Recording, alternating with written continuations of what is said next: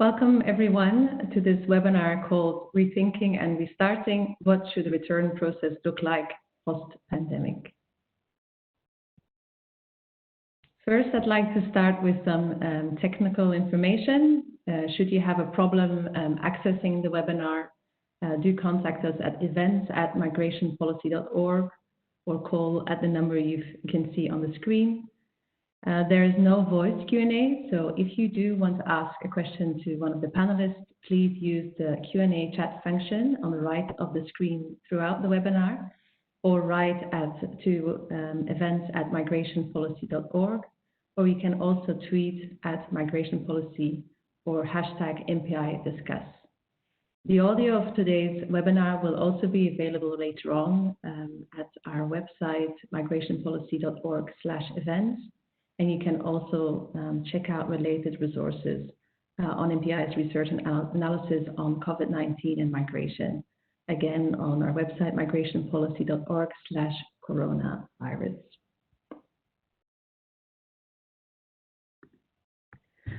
I'm joined today by three excellent speakers, and I'm very pleased that they could join our conversation. We have Ms. Laurence Hunsinger. She's the Senior Regional Thematic Specialist for Migrant Protection and Assistance, and she works at the International Organization for Migration. We have with us also Mr. Fabrice Blanchard. He's the Director of Immigration, Return, Reintegration and International Affairs at OFI. That's the French Office of Immigration and Integration. And last but not least, we have Mr. Michael Kegels, who's the Director of Operations at Fedasil in Belgium. Okay, so why have we decided to start this webinar series here at MPI Europe? Well, politicians and governments often portray return as one of the pillars or the cornerstones of a well-functioning migration system. Having a return system that works allows us to maintain or create the migration systems that we hold dear or that we deem important or to create. For example, it upholds the integrity of the protection regime in the sense that we can say, yes, if you're in need of international protection, we will provide it to you, but if you're not, we will return you. Or it also gives publics and governments the confidence to create labor migration channels, which allow us to recruit and mobilize the workers that we need for our economy, but also works with the assumption that at the end of the agreement, the worker will return and new people will come. And yet, the system that's deemed so important is plagued with numerous problems already before the COVID crisis. There are numerous problems ranging from fraught relationships with third countries who refuse to readmit citizens, to forced returns that are poorly executed and leave our communities distraught, or a very low uptake of voluntary return. And it's with this in mind that we launched this MPI Europe series on return this summer, where we're hoping to take a closer look at some of the sore points of the return system, and where we are trying to gather a range of experts who have started to reflect on how they can address these issues or problems. So the next webinar will focus on reintegration and what are some of the factors that facilitate successful reintegration and what is successful reintegration. And the third webinar will look at the evidence base that is currently available. Also with this policy theme, monitoring and evaluation has come very late to the table, but now we can see a renewed effort among partners who are really trying to document and analyze what works where. But today's webinar focuses on the first part of the return process and asks the question, how can we improve the uptake of voluntary return? And in particular, how can counseling help us in that respect? And I think we have gathered here today three panelists who, together with their teams, have dared to ask the question, how can we really improve this? They have shown creativity and innovation in how they do this in terms of who are the people they try to reach, what are the methods they use, what kind of packages do they offer, and yes, they experiment, and I think that's a great basis to work with. So without further ado, I would like to turn to the panelists. We will first turn to Ms. Laurence Hansinger, as she will give us a short overview of some of the top 3 impacts of the COVID situation on the return front. As I said, she's a senior regional migrant protection and assistance specialist for the International Organization for Migration. And there she analyzes regional thematic trends. She supports the cooperation among the European Commission and the member states. And she works on the assisted voluntary return and reintegration programs at the European Economic Area level. Before joining the IOM regional office in Brussels in 2017, she worked in Western Africa between 2008 and 2015. Laurence, the floor is yours. Thank you. Thank you, Hannah.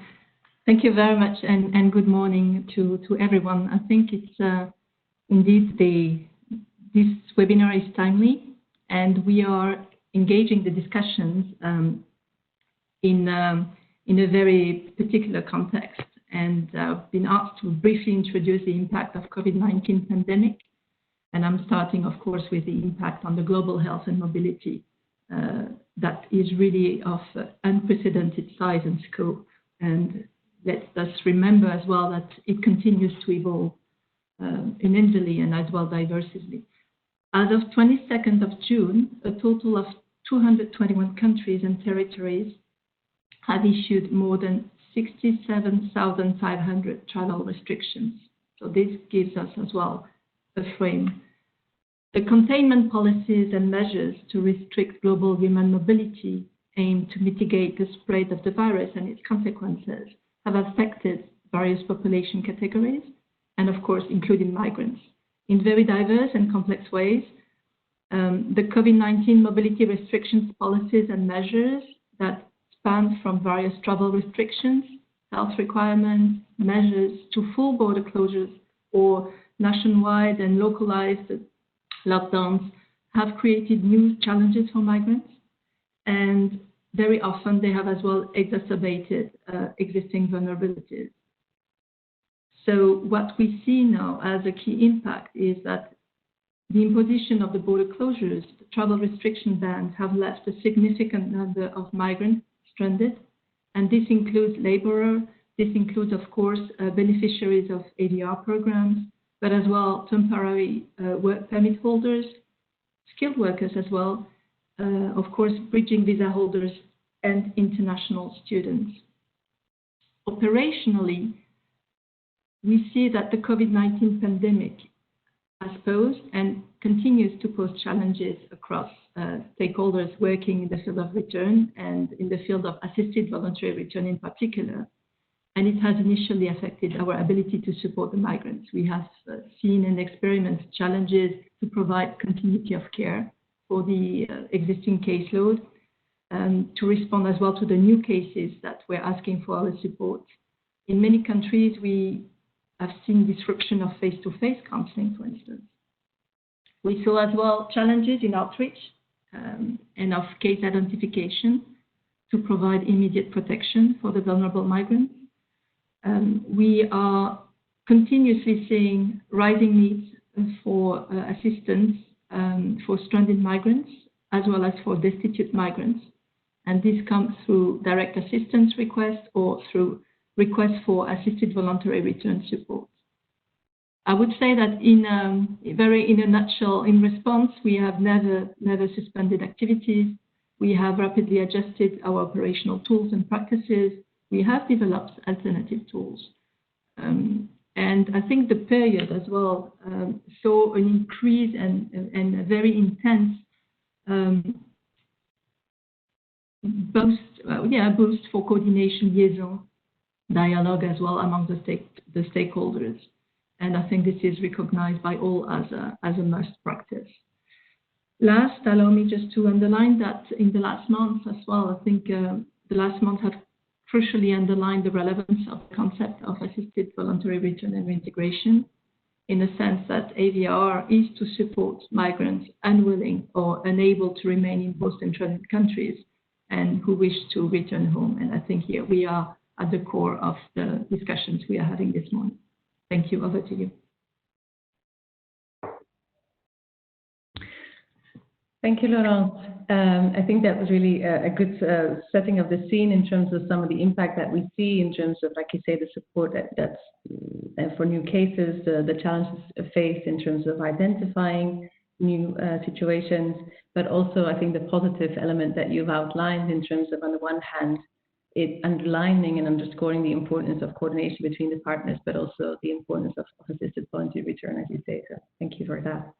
We now turn to Mr. Fabrice Blanchard. As I said, he's the Director of Immigration, Return, Reintegration and International Affairs in the OFI, where he's responsible for voluntary return and reintegration scheme, and where he's also held a range of positions, such as, for example, the Director of Human Resources or the head of the OFI delegation in Morocco.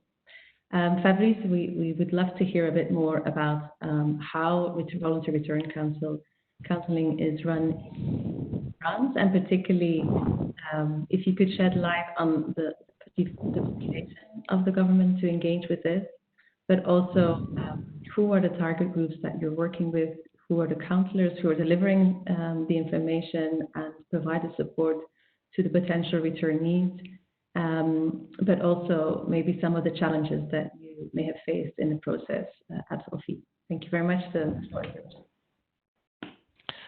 Thank you, Anna, and good morning to everyone. I will try to answer all these questions. First, I want to say that due to the COVID situation, we in France had to stop all our return process, unfortunately, and we just started again on last Monday, so it's very, very new, but we stopped for 2.5 months. What I want to say about counselling, return counselling in France, OFI and France in general have a long history of implementing voluntary return. The first program in France was set up at the end of the 70s, in 1976. It was very, very specific aid for humanitarian aid, we call this. And from this time, of course, all the programs evolved, and the return counselling too, of course, because from the last 40 years, the migration issues and the public, the target group, change, of course. Counselling is widely recognized as a key component of the return process. So it has a very critical role to play in supporting TCN in making informed decisions on their possibilities for return, and thus to ensure safe and dignified return. Of course, the content of the counselling generally reflects the options available for the TCN at the precise moment when the counselling takes place. For instance, in France, at the beginning of the asylum procedure, it's mainly information about the procedure, the asylum procedure, and at the end, on the option to be assisted in returning to the country of origin if the application is rejected. But after a negative decision, counselling focuses on explaining the obligation to leave the territory. In French, we call this OQTF, Obligation à quitter le territoire français, and the consequences of failure to do so, and the return assistance provided by the French state. For OFI, advice is counselling is therefore essential, even if it is in fact complicated to measure its real effectiveness. For instance, it's difficult to establish a direct relationship between counselling and the return decision, because, for instance, we are in contact with migrants, but if the migrant choose to stay in France, we don't have, after the counselling, we don't have any way to stay in touch after that decision. So it's difficult to measure the effectiveness of counselling. About the target groups, mainly two target groups: rejected asylum seekers and irregular migrants. For asylum seekers, they are provided with information on the procedure, including assisted voluntary return, throughout the process, as long as they stay in accommodation center for asylum seekers. We call this CADA in French, funded by the French government. So the NGOs running this center employ social workers who accompany the asylum seekers on a daily basis.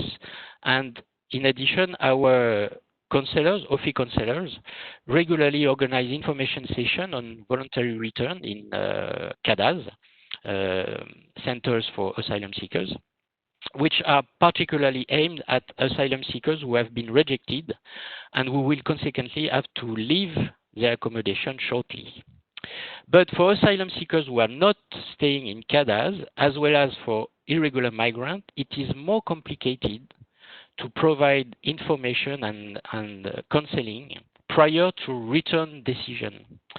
It's difficult for the OFI counselor to reach this target group. So counseling is therefore most often carried out by return counselors on the office premises after a request for a return interview made by the migrant directly. Specificity for the irregular migrant population is found on the coast of northern France. Many migrants who wish to reach the UK illegally are present in unauthorized camps located in Calais and Grande-Sainte.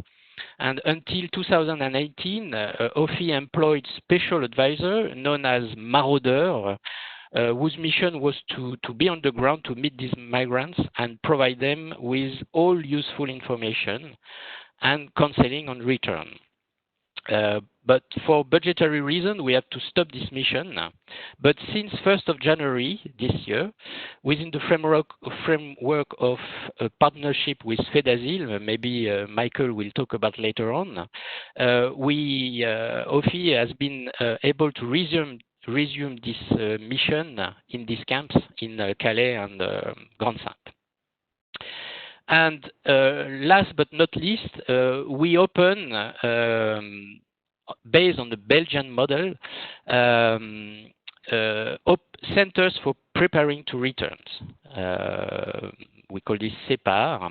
And the main objective of these centers is to offer social support and accommodation, of course, but it's an alternative to detention center and enables persons who are considering voluntary return to be accommodated and to benefit from support and counseling from OFI return counselors in order to best prepare for their return. About our counselors, we have in France around 60 counselors throughout the country.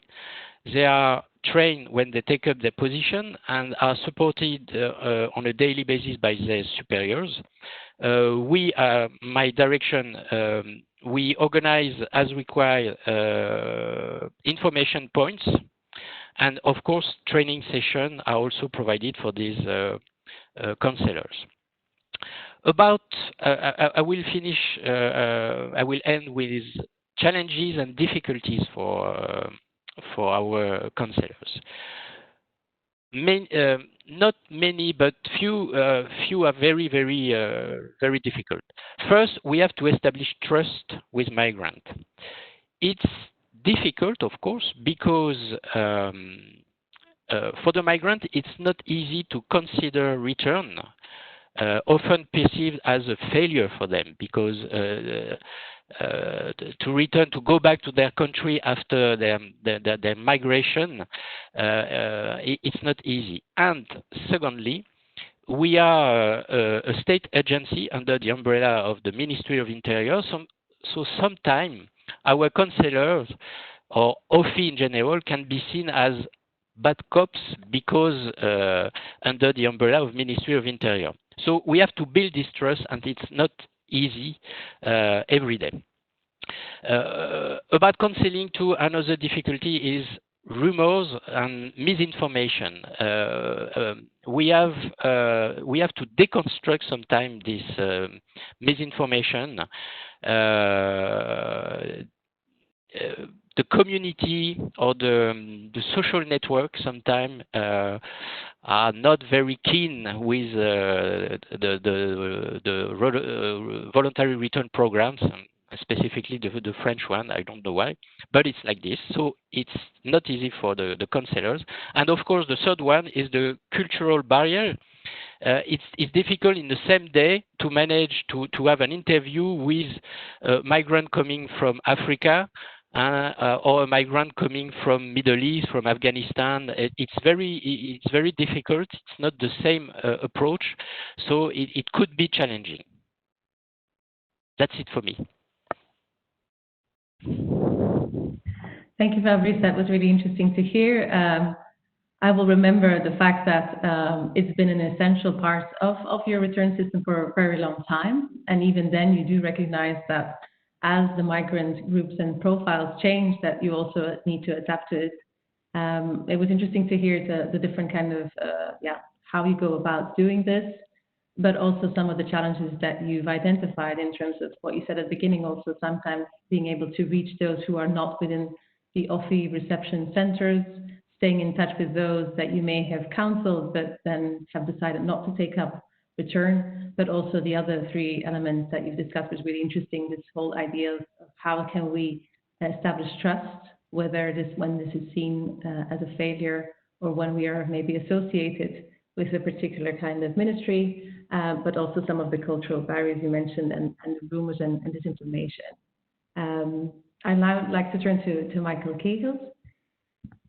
As I said before, Michael Kegels is Director of Operations at Fedasil, where he's responsible for the management of the Belgian reception system, but also voluntary return policy and the operational part of resettlement and relocation programs. He has founded the European Platform for Reception Agencies, also known as EPRA, but also sponsored the creation of the Common Support Initiative, CSI, which is a platform on voluntary return. And I presume, Michael, you'll tell something more maybe about Erin as well. Michael, we would love to hear how also we've listened now. I think Fabrice has outlined some of the key ingredients of what voluntary return counselling consists of, but it would also be interesting now to look at maybe some of the specificities that are characterizing the approach in Belgium, such as the range of partners you work with and maybe the target groups. Thank you. Thank you, Hannah. Thank you also, Fabrice, for making this a little bit the bridge towards the presentation I wanted to make, or the elements I wanted to put on the table. I think to understand the voluntary return program of Belgium, it is also perhaps good that I explain a little bit on Fedasil. Fedasil is the organization, as Hannah said, who's responsible for reception, voluntary return, resettlement, relocation.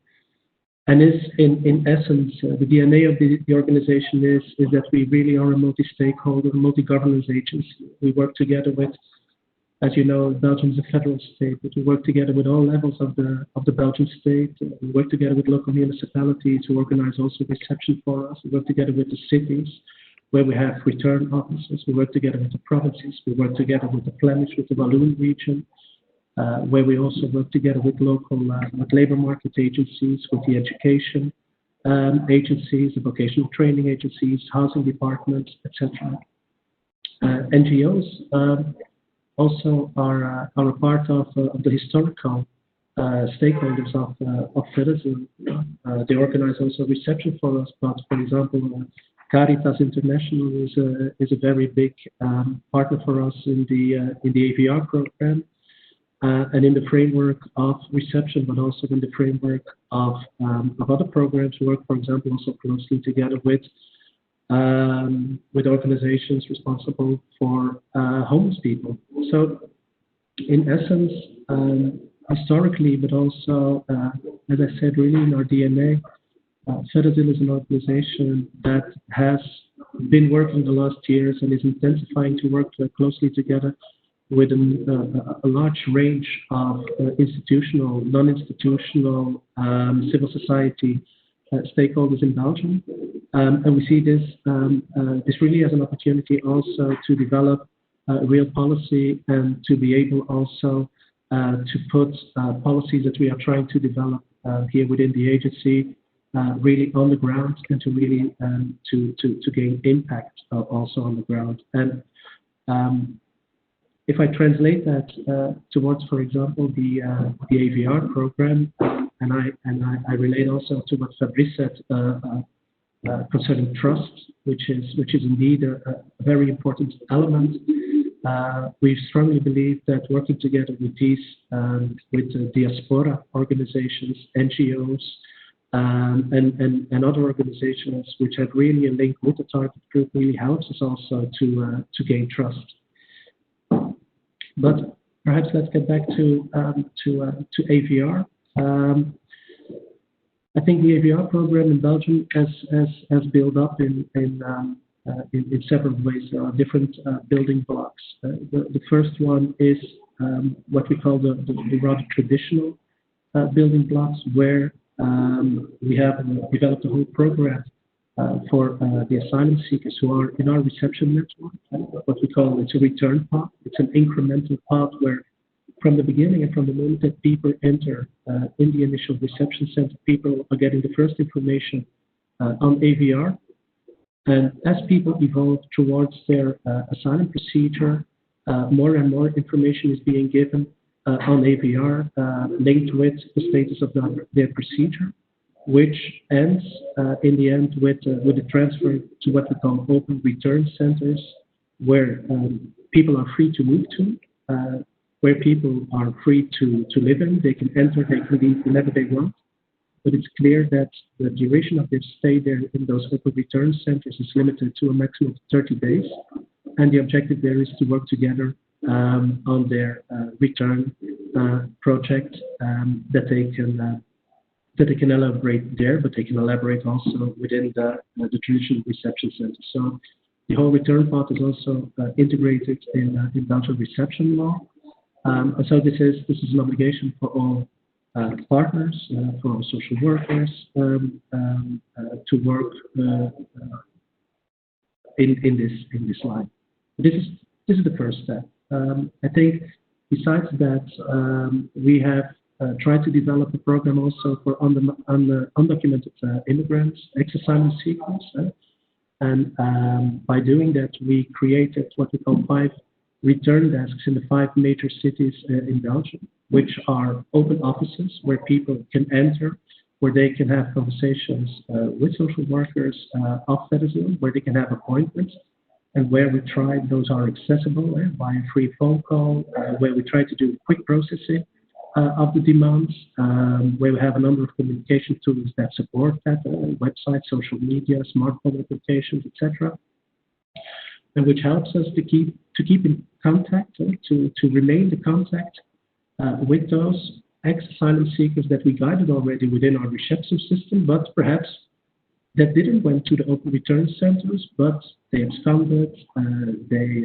they tried to search for another destiny, but they're well aware that if in the end they want to talk about return, those return desks are there for them. They're open, and they can talk with us in complete confidence. No data is being transmitted to immigration offices or to other organizations. For that target group, we started also what we call the Reach Out project, where Fabrice also referred to, which is specifically a project which we copied from the French experience in Calais with Les Maraudeurs. And what we copied also here in Brussels, and where we closely work together with OFI to try to reach what we call stranded migrants here in Belgium, a group of immigrants which causes from time to time some problems and highway parkings in the parks in Brussels, and where we try to reach also these group with a specific program. Besides that, we have also special programs and networks for target groups. We have programs for minors, for victims of trafficking, for families with children. We have a specific medical program, which is called AMAR, where we where indeed we look at what would be the total cost of medical care in Belgium for, let's say, a reference period of 6 months. And based on that information, we try to develop a specific offer, a specific reintegration project for people with high medical needs. So in the end, that also these people can apply for AVR. I think these are the main lines of the project, but in the back office, there have been made huge investments in the professionalizations of the program. We developed a specific training module that we're now also exporting between brackets to other countries. We developed communication tools. We developed programs on role models, innovative projects. I'll come to that a little bit later, reporting, etc. But the basis is the development of a relation of trust between the agency, the social worker, let's say the intermediate, and the migrant. We strictly focus on confidentiality. Apologies. So this means that we don't pass undemanded information towards immigration office. There is a liberty to stop the return at any time. In the airport, the migrant can say, "Stop, I don't want to return anymore," without specific consequences. And we try to develop those kind of relations of trust by working together with people close to the migrant. Depending on the situation, we work together with NGOs, homeless organizations, our own staff, diaspora organizations, etc. I also said that we are a multi-stakeholder organization, so this means on the national level, we work together with NGO, return partners, cities, diaspora, homeless, but also on an international level, we try to develop a whole lot of close collaborations with important partners of ours. Indeed, IOM is historically a very important partner with us, and it's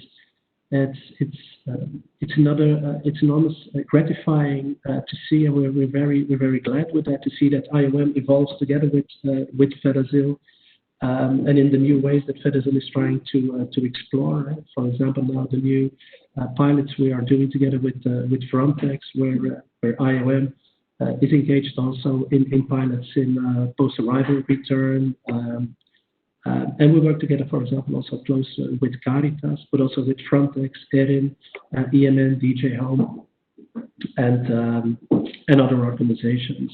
In that whole of government approach, we try also to develop links with development aid, with legal migration and return. We have their programs together with Morocco. We try to link with integration also. We have a project, it's called Your Global Future, where we do entrepreneurship training, as well as for returnees, for people who want to return, as for people who need to integrate. They follow the same program. So we try to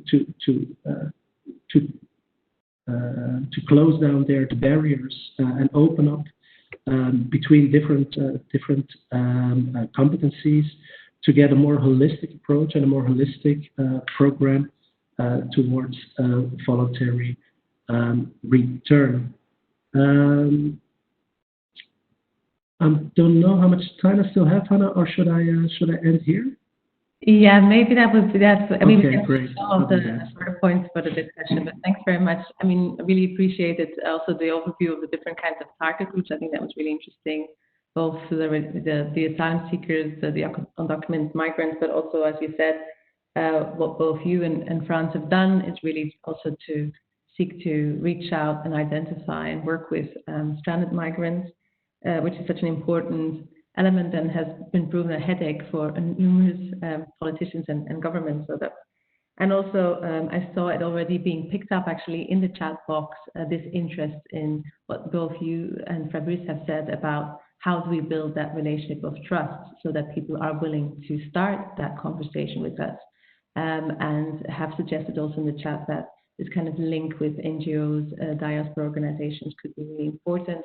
So it was interesting to hear how Fedasil, through its engagement and its relationships and its agreements with different partners, is able to make a really useful step in that direction, as you said, by being seen as a trusted and confidentiality being such an important element, but also the fact that you said that at any moment in time, a migrant may decide, to stop the process. And I think you've given a beautiful platform to Laurence, emphasizing the positive relationship you have had with IOM and making, I think, a beautiful compliment in terms of how that relationship and that kind of interest in innovating your practices and your approaches has been a really important one. So I'll now introduce Laurence. Oh, sorry, I've already introduced you, Laurence, so you can speak. I'll go back to your please. Thank you. Thank you. Maybe just to comment on both presenters on the key features of counselling. I think one element is on the availability of information. Basically, we need to have to the ground updated, relevant information to pass on, and we need to insist on the conditions of the provision of assistance. We need to explain, I think, very much the processes, the return, as well as the reintegration process. I think this is a key feature. It needs as well, for instance, to be underlined that there is no possibility to remain in transit countries. We need as well to underline, all what could feature upon arrival. The counselling process is not only at one moment in Calais or in Brussels or anywhere else. It's a full process, and migrants and the counsellors need to have a follow-up interaction. It should be a living discussion. So we need to have tools to enable migrants to reach out again to their migrants, because this is one of the elements of trust. The neutrality that was already mentioned is a key element, but it means as well, if we are looking at neutral counselling, it means that the counsellors are not seen as here present to intensify what you said as an introduction, the uptake, on the return. This is not the goal of many counselling sessions. The counselling session should really be to provide the broadest understanding on both the situation, the conditions, the processes.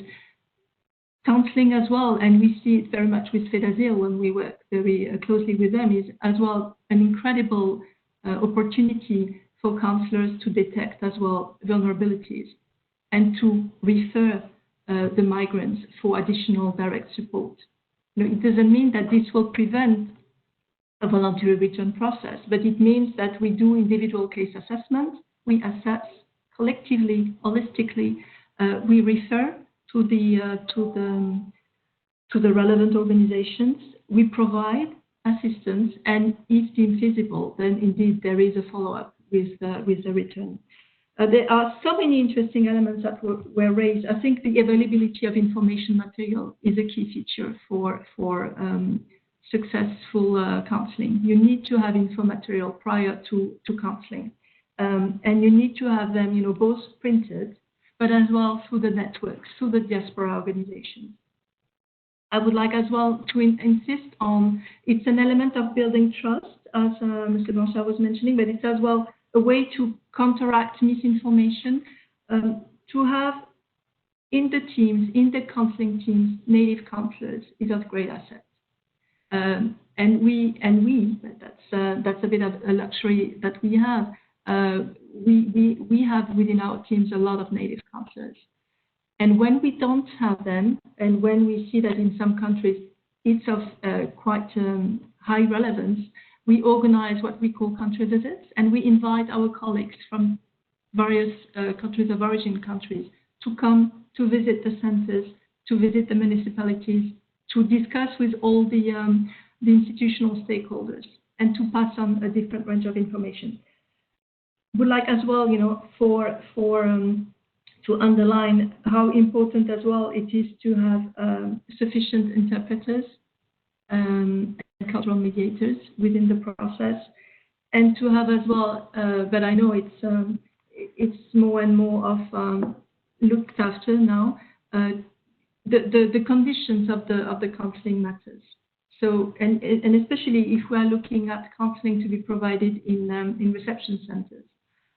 we need to ensure that the space is appropriate, that migrants can engage into discussions, that migrants can freely, individually raise questions, as well as raise concerns.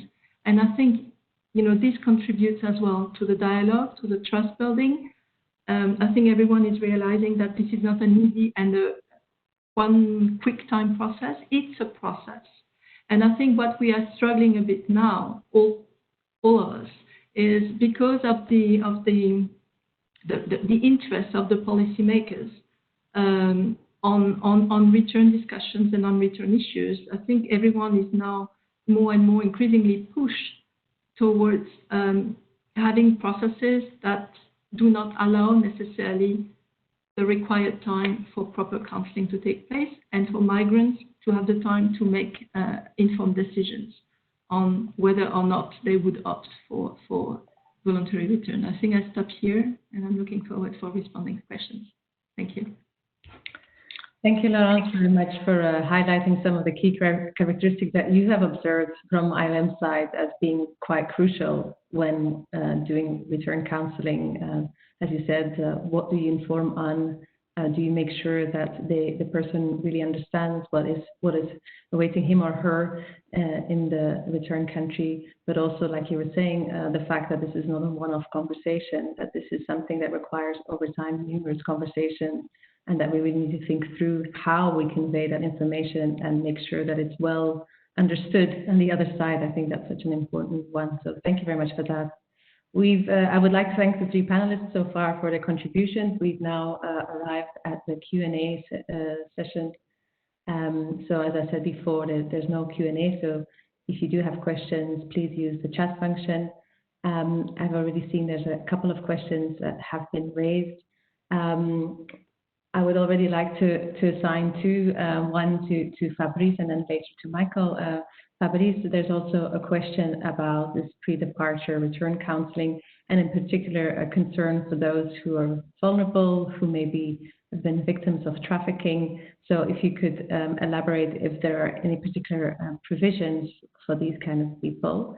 And then to Michael, there's also a question more about some of the broader opportunities you see at a European level in terms of the next steps and how return and an improved return system could help us support some of the rethinking that's maybe on the table or in the minds of policymakers. So, but I'll first turn to Fabrice, please.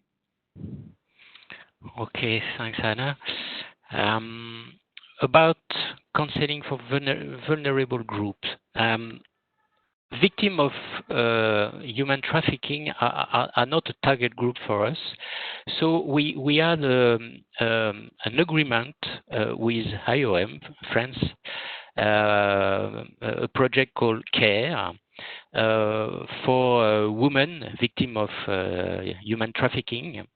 So IOM referred to OFI, vulnerable women. So OFI is in charge of organizing the return process, and IOM is in charge of accompanying these women in France and in the country of origin. But we don't have specific target group like this. It's a very specific program. I think this program ended at the beginning of this year, but it was very, very interesting. We had few effective return, but it was very interesting for us because we are not specialists for vulnerable people. Our counselors are not really trained to detect that kind of vulnerability. So it was very, very interesting for us to have that agreement with IOM.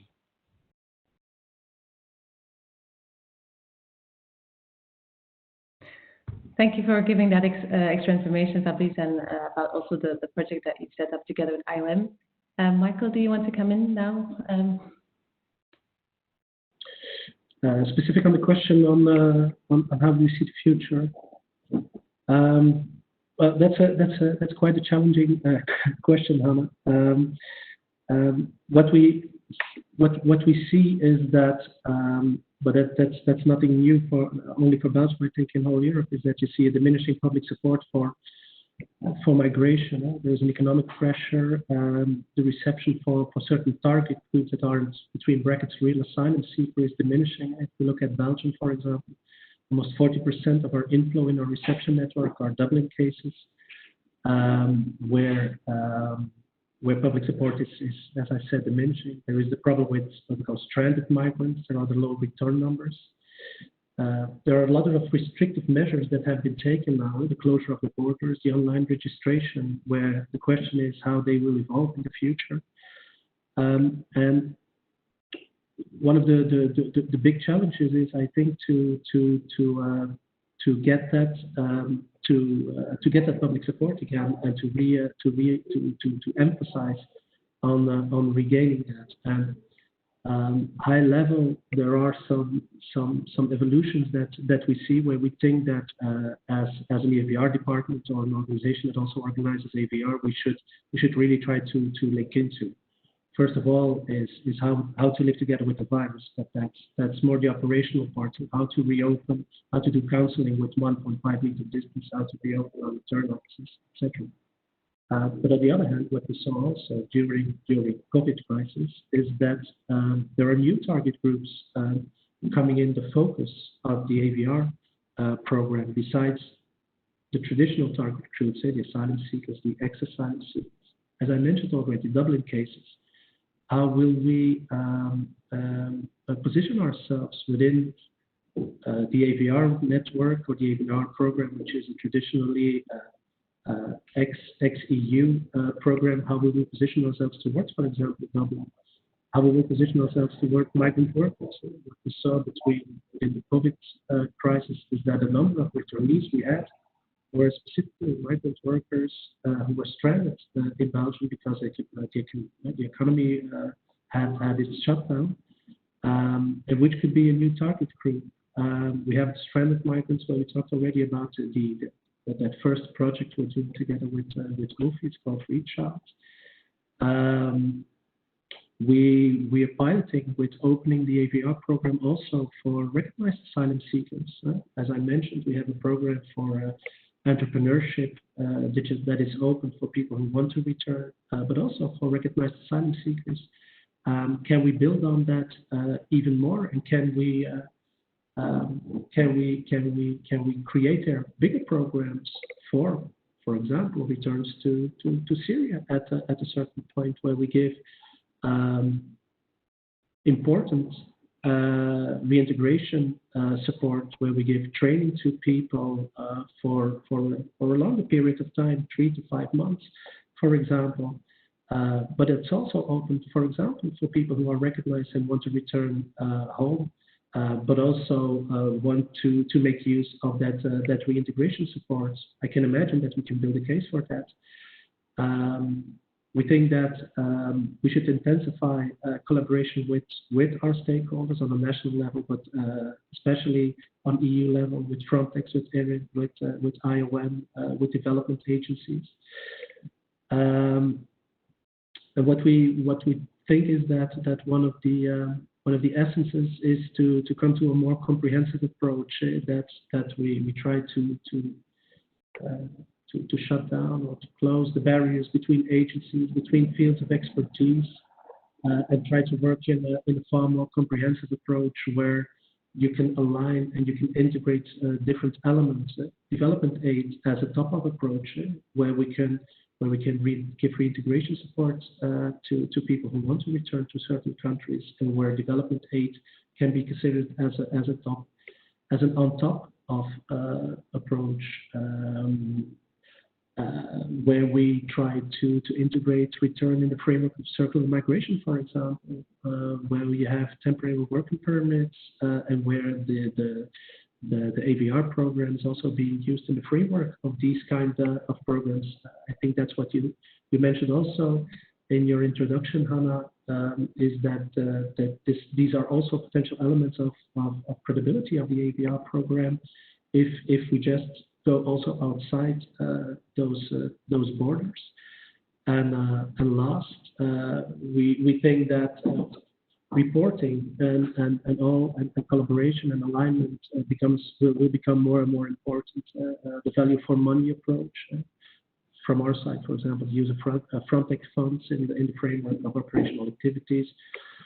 But also, at a certain point, we have to decide what's worth the cost of the returnee. The first one, again, between brackets, is very cheap because that's the migrant besides you who speaks your language and is willing to return. But how much do we want to invest to reach out to those final migrants and to try to inform them and what cost is that worth? And we should professionalize even more. We developed together with ERIN and the Commission what we call the RIA tool.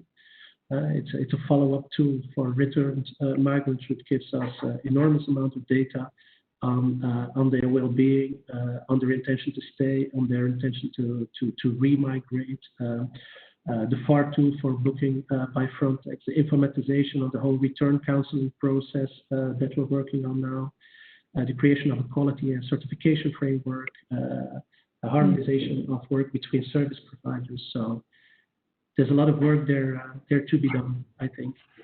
Thanks very much. I think that was a very comprehensive answer. I mean, yeah, I think it's really interesting to hear how through better embedding this kind of return dimension to particular migration systems can really, create opportunities to, like you said, in a range of opportunities, whether it's relation to asylum and the Dublin case and the problems we faced there for many years, or Europe always and member states always being a bit hesitant when it comes to labor migration channels and the return element, I think is an important one. So that's really important. If I can now turn to Laurence. Laurence, there's two questions maybe that I would like to ask you. On the one hand, there's a question about readmissions, when travel restrictions will be taken away to a certain extent, when borders will start reopening again. There's a question what we envisage in terms of readmission from third countries. How easy or difficult will that be? What kind of challenges may we face? And there's also a question about what to do with those who are stateless or at risk of statelessness. How do we engage with those when it comes to return? That might be a very difficult question, so I'll leave that up to you to decide. Indeed. As I mentioned before, the assisted voluntary return process never stopped. It was temporarily suspended due to operational inability to. The issue of readmission remains the same. We have been able in April through the ADR to facilitate the voluntary returns of 98 migrants, and this in April, and in May I think it's 179. Maybe I'm missing a bit the figures, but so a bit less than 200 returns have been facilitated, because genuinely we are having migrants that really want to return. And I think we need to put into our discussions, again, context matters. If indeed we are only looking at assisted voluntary returns as a key target, having rejected asylum seekers as key target groups, we should have, very specific discussions on counselling, on cooperation with member states. But if you look at, as I was mentioning in my very brief intro, at ADR as really this support concept to all migrants, and ADR to be implemented within the respect of the individuals in cooperation with the countries of origin, having the full consent of the migrants in the respect of data protection and data sharing and so on and so forth, then you build a different narrative and you build a different process.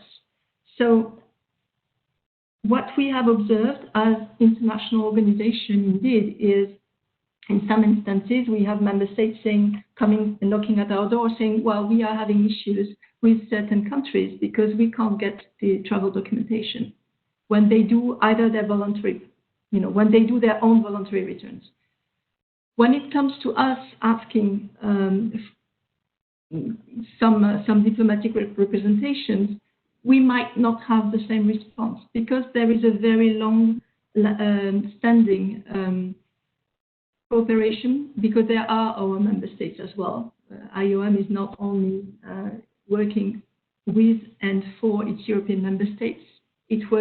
We are a global organization, so we are bridging the European states, the African states, the Asian states. They are all our members, and we have, I think, the same obligation to respond to the needs, as well as we have obligations to respond to the needs of the migrants.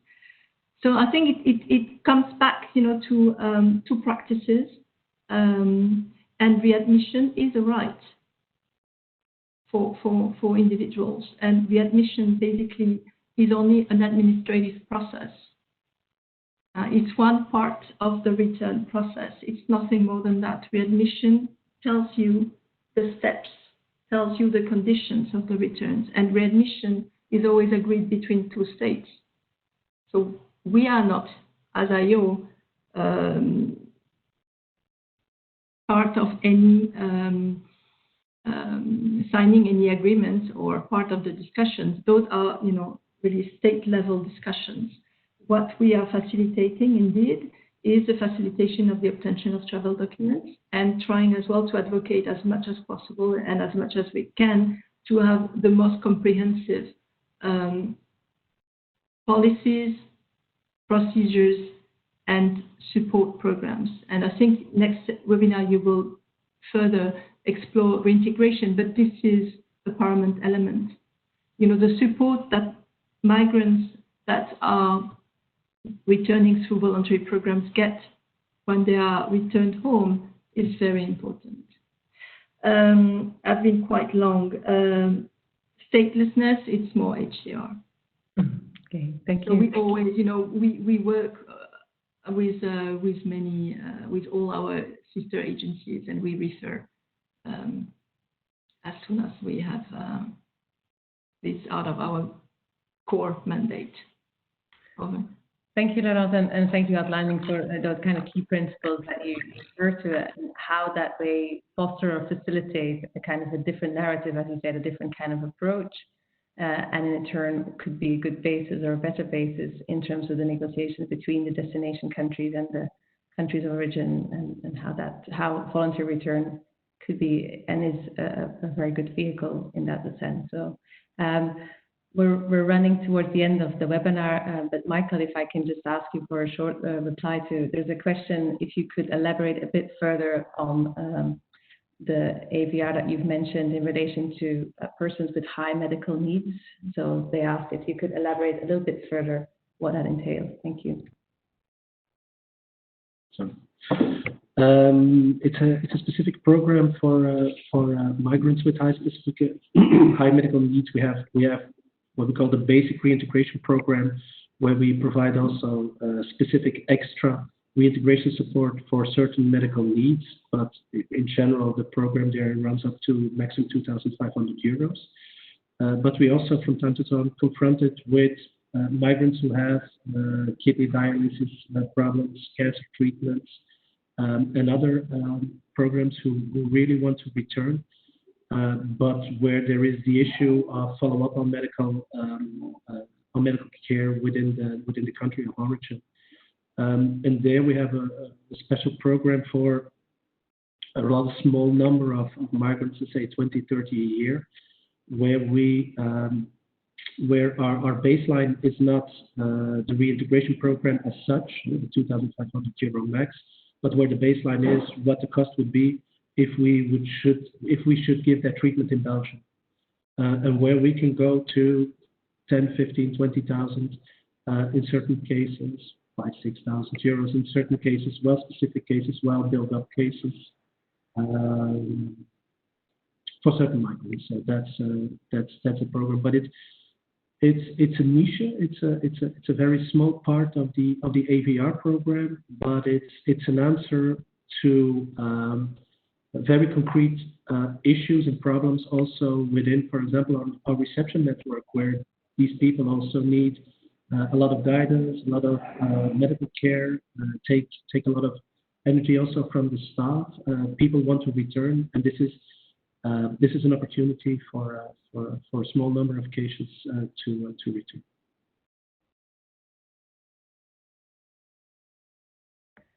Thank you, Michael. I think it's interesting because I've noticed that both in the chat and the Q&A, there's several questions being asked about the specific groups. So there is a lot of interest or concern about are we tailoring sufficiently the AVR programs to those target groups? And I think the three of you have very much emphasized that it's really key important and given examples. So thanks very much for that.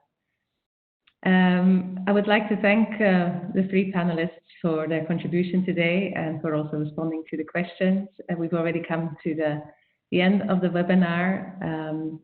And so, as I said before, later today, the webinar, the audio will be available on our website, migrationpolicy.org/events. And you can also see on the slide, if you want to see related resources, you can also find it on our website. Reporters can also contact Michelle Mittelstadt at migrationpolicy.org. I would also like to thank all the participants for joining today, and for those of you who've shared questions with us. And apologies, I know we haven't responded to all questions, but do reach out to us if you want to contact us specifically. I wish you all a very nice day, and thank you very much. Bye.